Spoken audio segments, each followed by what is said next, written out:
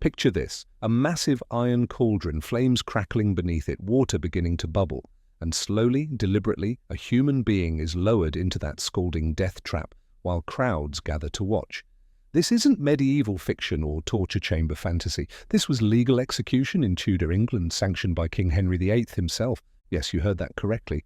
In 1531, the King of England made it law that certain criminals would be boiled alive, not hanged, not beheaded, not burned, at the stake, boiled, like a piece of meat in a pot.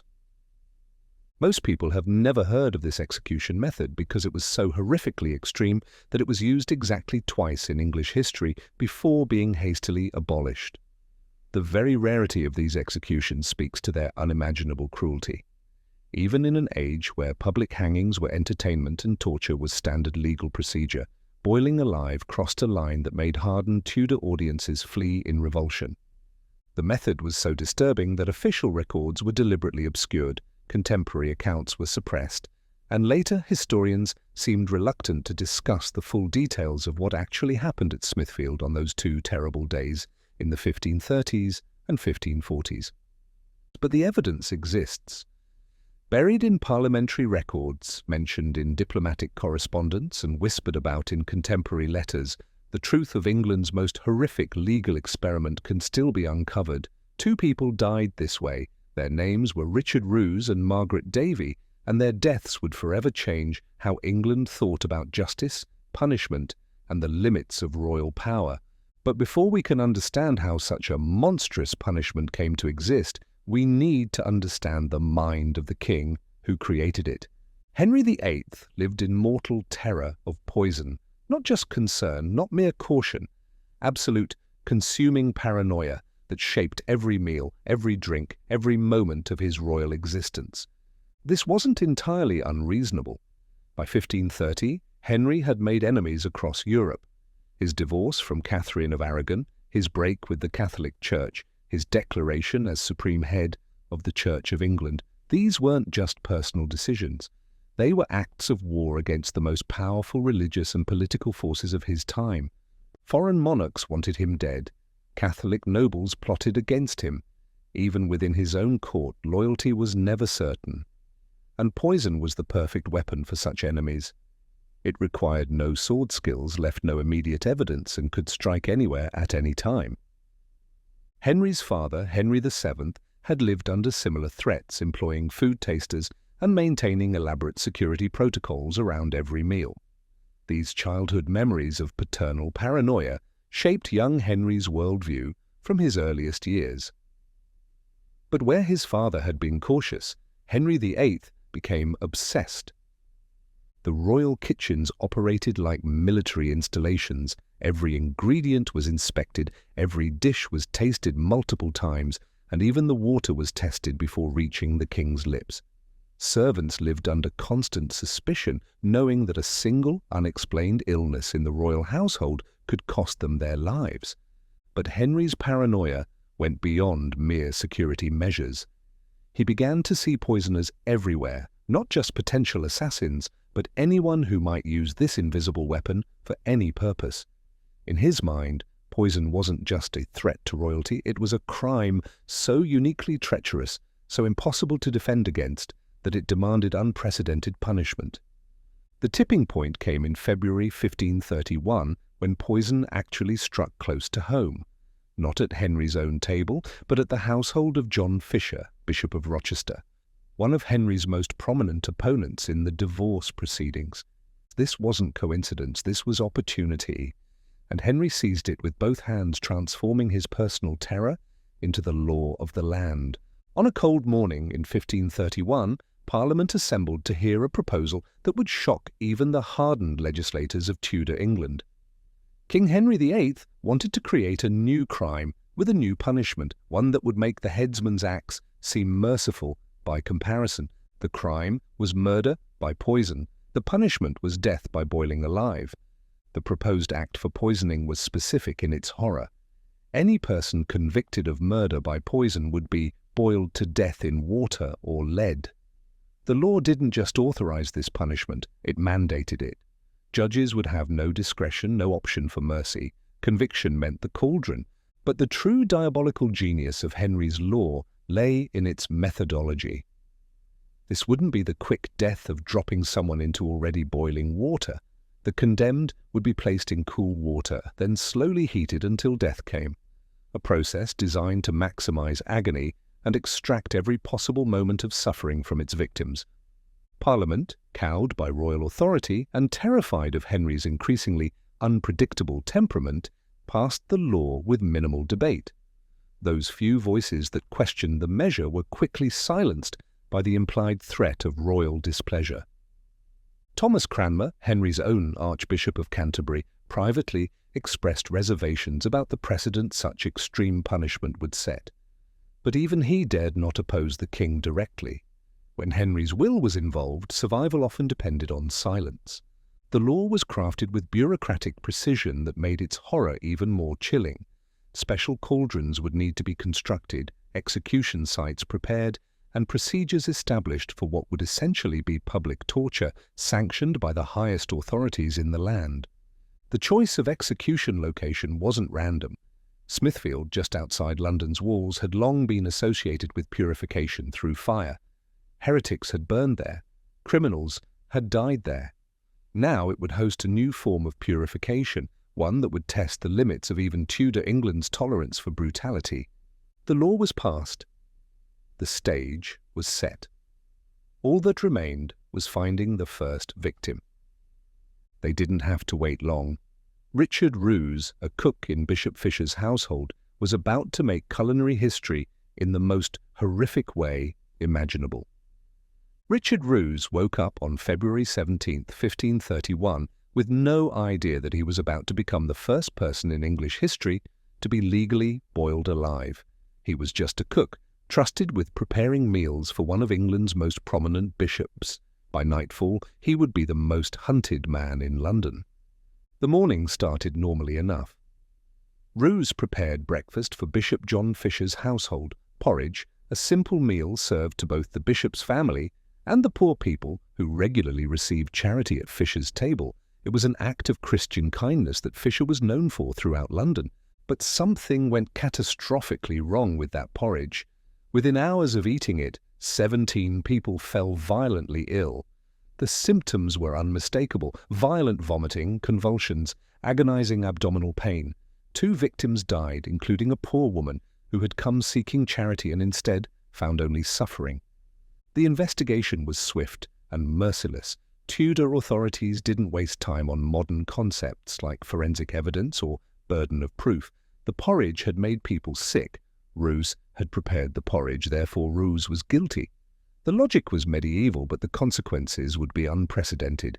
Under interrogation and Tudor interrogation methods were designed to extract confessions through fear and pain. Roos eventually admitted to adding something to the porridge.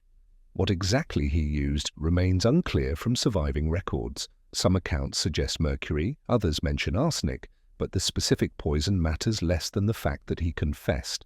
The political implications were enormous. Bishop Fisher was already in Henry's crosshairs for opposing the royal divorce. An attack on Fisher's household, whether successful or not, provided perfect justification for the harshest possible retaliation. Henry seized on Roos's case as the ideal opportunity to demonstrate his new law in action. But here's where the story becomes truly mysterious. Why did Roos do it?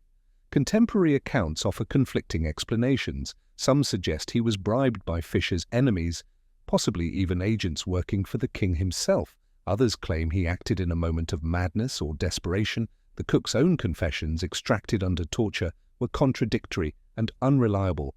What's certain is that Roos's motivation mattered far less than his utility as an example. Henry needed a poisoner to demonstrate his new law's effectiveness, and Richard Roos, regardless of his actual guilt or innocence, would serve that purpose perfectly. The trial was a foregone conclusion. Roos faced judges appointed by the Crown, operating under a law specifically designed to ensure conviction. No defense could save him now. His fate had been sealed the moment those first victims fell ill. As word spread through London that the first execution under the new law was imminent, the city buzzed with a mixture of excitement and dread. They were about to witness something unprecedented in English legal history. April 5th, 1532. Smithfield. The morning air was thick with smoke from the fires being prepared beneath a massive iron cauldron, specially forged for this singular, horrific purpose. London had seen countless executions, but nothing like what was about to unfold. The apparatus of death had been constructed with meticulous care. The cauldron was enormous, large enough to hold a grown man, suspended above a carefully prepared fire pit. Chains and pulleys allowed precise control over how quickly or slowly the condemned could be lowered into the water. Every detail reflected careful planning and grim anticipation. The crowd that gathered was larger than usual, drawn by morbid curiosity and the novelty of witnessing legal history in the making. Vendors sold food and drink, children ran between the adults' legs, and the atmosphere initially resembled a fair more than an execution. London's citizens were accustomed to public death, but they had no idea what they were about to see. Richard Roos was brought to Smithfield in chains, accompanied by religious officials offering final spiritual comfort. Contemporary accounts describe him as maintaining remarkable composure, though the terror of his situation must have been overwhelming. He spoke briefly to the crowd, though his exact words have been lost to history.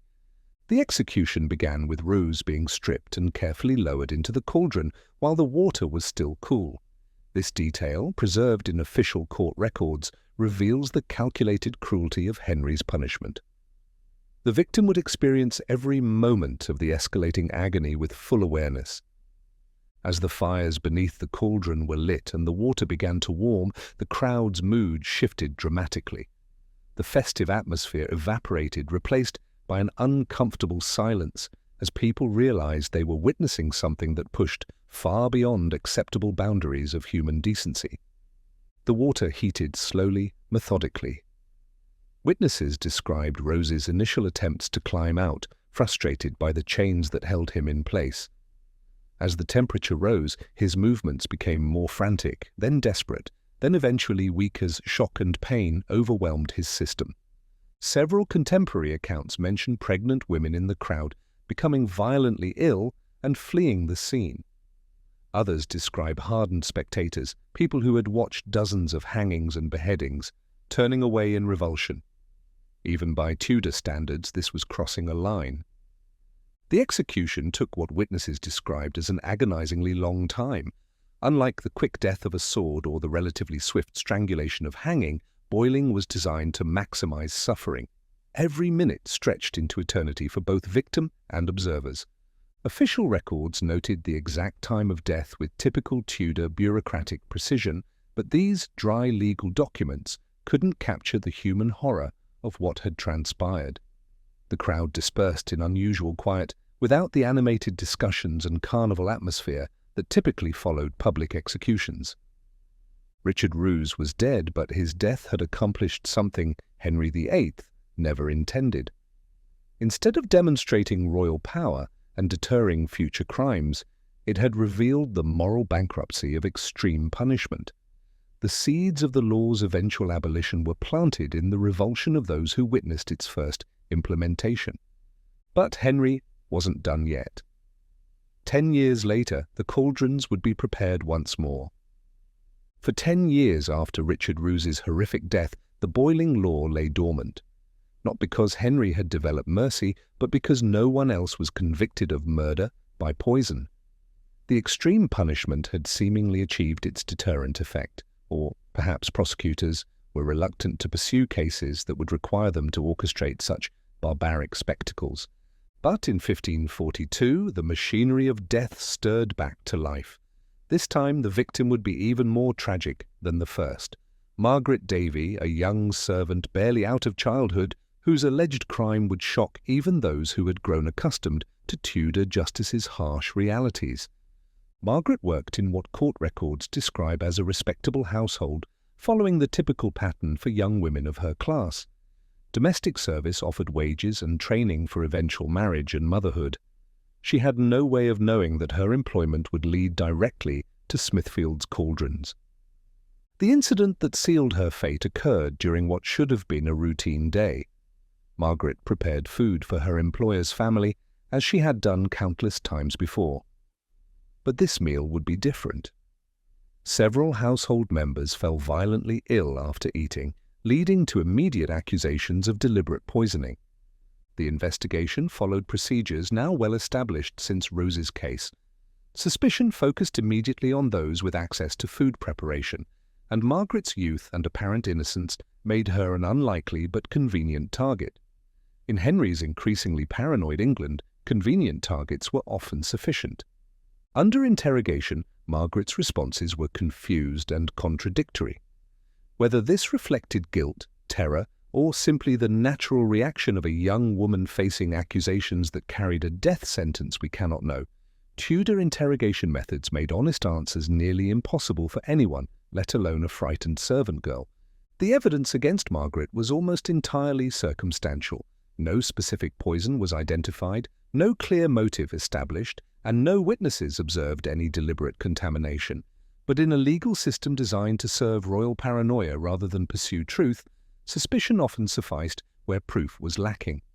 Margaret's case differed significantly from Rose's. She had no apparent political connections, no possible involvement in the high-stakes religious and political conflicts that had given Rose's case its broader significance.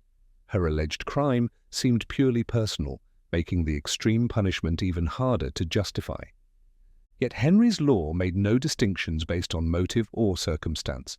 Conviction for murder by poison meant the cauldron, regardless of the defendant's age, gender, or the evidence against them. The machinery of extreme justice, once set in motion, ground forward with bureaucratic inevitability. Contemporary accounts of Margaret's final days paint a heartbreaking picture of a young woman overwhelmed by forces beyond her understanding. Unlike Rose, who seemed to accept his fate with resigned dignity, Margaret appeared to hope until the very end that someone would intervene, that her obvious terror and youth would prompt mercy from the king. The political climate of 1542 offered no such grounds for optimism.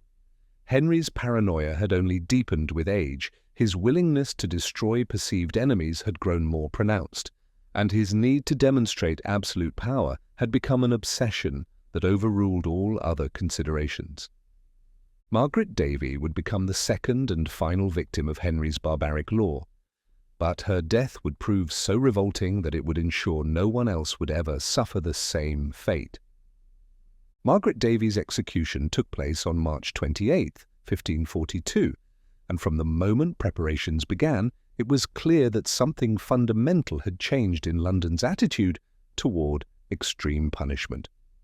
The crowd that gathered at Smithfield was notably smaller than the one that had witnessed Rose's death 10 years earlier. Word had spread about the nature of what was to come, and many who might normally have attended chose to stay away. The appetite for such spectacles was clearly waning, even among a population accustomed to public violence.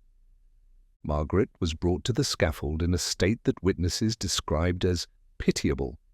Where Rose had maintained some composure, this young woman was visibly terrified, pleading for mercy that everyone knew would never come. Her youth made the spectacle even more disturbing for those who watched. The execution followed the same horrific procedures established a decade earlier, but the crowd's reaction was dramatically different. Instead of shocked silence, Margaret's death produced active revulsion. People began leaving before the ordeal was complete, unable to stomach what they were witnessing. Even hardened Londoners found their limits tested by the sight of a young woman being slowly boiled alive. The officials conducting the execution seemed uncomfortable with their role, executing their duties with grim efficiency that suggested a desire to complete the task as quickly as possible. Even they appeared troubled by what the law required them to do. Religious officials present at the execution were notably subdued in their usual pronouncements about divine justice. Their discomfort was visible to observers, adding to the general sense that something fundamentally wrong was taking place under the guise of legal procedure. Margaret's death marked a crucial turning point in public attitudes toward extreme punishment. The combination of her youth, the questionable evidence against her, and the sheer horror of the execution method created a perfect storm of revulsion that would have lasting political consequences. Reports of the execution spread throughout London and beyond, But unlike earlier cases where brutal punishments were celebrated as demonstrations of royal power, Margaret's death was met with widespread discomfort and criticism. Religious leaders began subtle campaigns against extreme punishment, parliamentary discussions reflected growing unease, and even Henry's own courtiers began to distance themselves from the policy. The economic costs of such elaborate executions were also becoming apparent. The resources required to construct special apparatus, the time needed for extensive preparations, and the disruption to normal civic life made boiling an expensive form of justice that served no practical purpose. International reactions to Henry's punishment methods had been consistently negative throughout the 1530s and 1540s. Foreign ambassadors reported back to their courts about English brutality, damaging Henry's reputation among European monarchs he was trying to court for various political alliances. Even the king himself seemed to lose interest in the boiling law after Margaret's execution. Other concerns, war, diplomacy, domestic politics, took precedence, and the elaborate machinery of extreme punishment was quietly allowed to fall into disuse. When Henry VIII died in January 1547, one of the first acts of his son Edward VI's Regency Council was to review and abolish the harshest laws of the previous reign. The boiling statute was repealed within months, with virtually no opposition from anyone who had served under Henry. The speed of the repeal reflected how thoroughly unpopular the practice had become across all levels of English society. The formal abolition of Henry VIII's boiling law in 1547 marked more than just the end of a particularly cruel punishment. It represented a fundamental shift in how English society thought about justice, power, and human dignity, lessons paid for with the unimaginable suffering of Richard Roos and Margaret Davy. Their deaths weren't meaningless. The revulsion generated by their executions helped establish permanent boundaries around acceptable punishment that would influence English law for centuries to come. Legal reformers would regularly invoke their names as examples of what happened when political expediency overruled basic human decency. The psychological impact on those who witnessed these executions had lasting effects throughout London and beyond.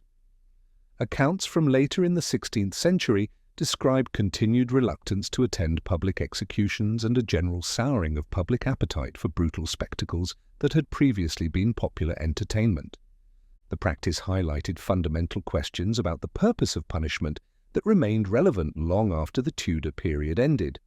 Was the goal deterrence, retribution, or public demonstration of power?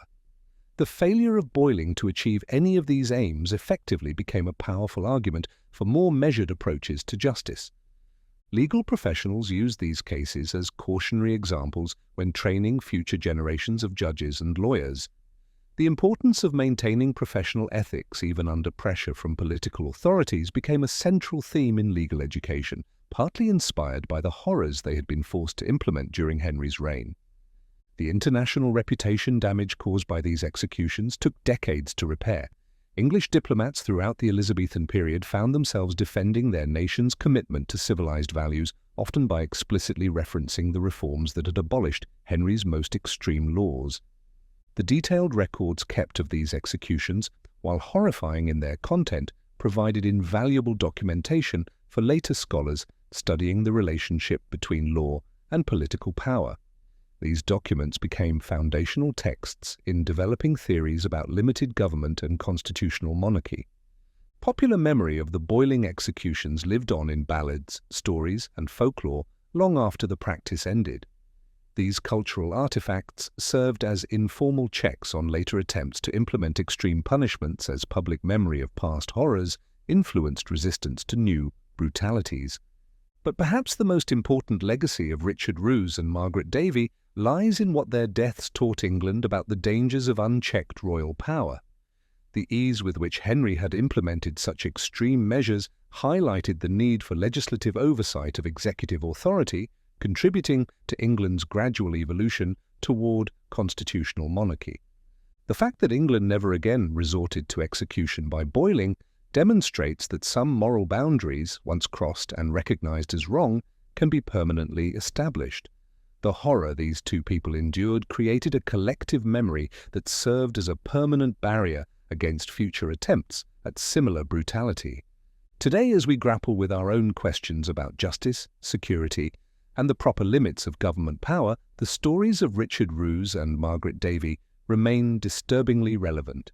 They remind us that the distance between civilization and barbarism can be measured not in centuries, but in the courage required to say never again when confronted with policies that sacrifice human dignity for political expedience. The screams that once echoed across Smithfield have long since faded, but the lessons they teach about justice, mercy, and the eternal vigilance required to maintain human dignity in the face of power's darkest impulses must never be forgotten. 2 people died unimaginable deaths so that countless others might be spared similar fates. That is their legacy, and that is why their story, horrific as it is, deserves to be remembered.